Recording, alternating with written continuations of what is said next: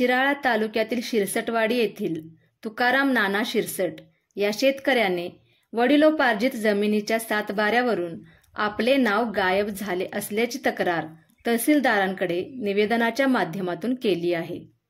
निवेदनात म्हटले आहे की आमच्या वडिलोपार्जित जमिनीच्या खाते नंबर 89 ला एकच गट नंबर दिसत असून त्या सातबाऱ्यामध्ये गावातील इतर लोकांची व माझ्या भावंडांची नावे दिसत आहेत।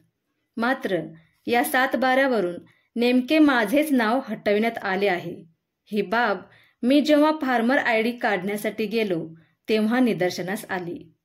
गाव कामगार तलाट्यांना या बाबतीत विचारले असता त्यांच्याकडून उडवाउडवीची उत्तरे दिली जात आहेत। सातबाऱ्यावर नाव नसल्यामुळे कोणत्याही शासकीय योजनेचा लाभ मला घेता येत नाही।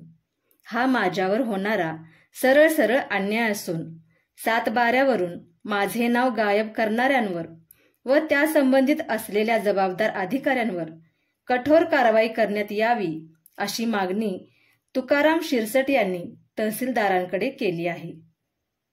आता माझी जमीन कोणाच्या नावावर लावली हा एक आम्हाला अजून काय माहिती पडलेलं नाही।